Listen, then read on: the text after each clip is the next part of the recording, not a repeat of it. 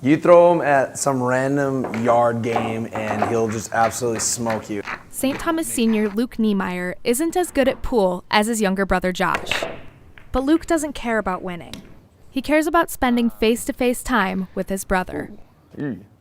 We're using these social media platforms to replace face-to-face communication.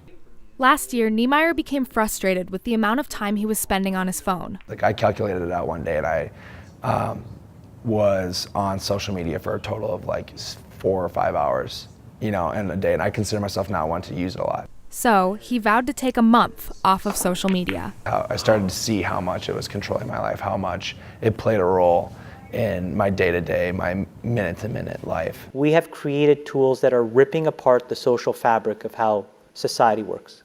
Others, like former Facebook executive Chamath Palihapitiya, are also concerned about social media's negative effects on people's behavior around each other. He shared his thoughts in this interview at Stanford University last fall. No civil discourse, no cooperation, misinformation, mistruth. And it's not an American problem. This is not about Russian ads. This is a global problem. So we are in a really bad state of affairs right now, in my opinion. Palihapitiya explained that while he was at Facebook, he and others were worried that the platform could become powerful enough to negatively affect civil discourse.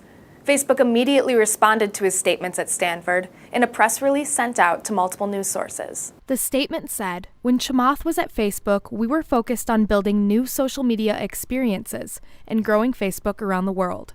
We take our role very seriously, and we are working hard to improve." Tonight, here a warning about Facebook and what some believe it's doing. Palihapitiya's interview has since sparked conversations across the country.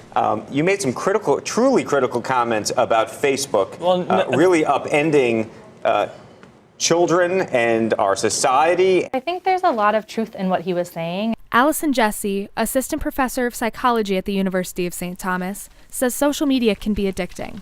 We respond to social stimuli, and this is not a new thing, this is not a Facebook thing, but it used to be I say something and make someone laugh, or I say something and make someone smile, and that's reinforcing, right? That kind of is exciting, and so I want to do the same things again. But with Facebook, it's I put something out there and I can get 100 likes, in an hour, and so that is massively reinforcing, and so we're always drawn to that. Chamath points to the brain's chemistry. The short-term dopamine-driven feedback loops that we have created are destroying how society works. Dopamine makes us feel good, and Jesse notes that now we always have a means to that good feeling. And I see this even just, coming into class the 5 minutes before class, students used to chat with each other. What'd you do last night? How was your weekend? And now they don't, they're on their devices, even just that time before class starts. So how do we solve this? Many are calling out to social media moguls like Facebook CEO Mark Zuckerberg to fix things.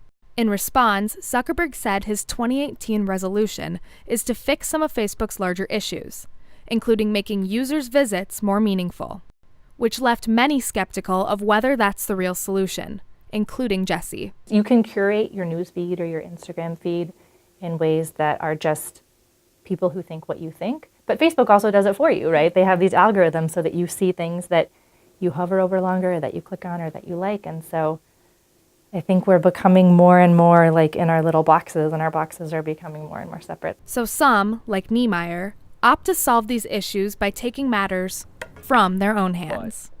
I would say the solution to it is being aware of how much you use it, being aware of how much it plays a role in your life. Like, ask yourself, can you disconnect? Niemeyer has since reinstalled some apps. In case somebody's trying to get a hold of me, group me in case they need to get a hold of me. But remains mindful of his usage and recommends others put down their phones too. I would encourage everyone to take a month and just completely disconnect, completely, delete all of your apps, and when you're in class, leave your phone at home, like simple stuff like that. And maybe spend that extra time with friends and family. Start at the 8. Face to face. That was impressive. In St. Paul, Lauren Andrego for TommyMedia.com.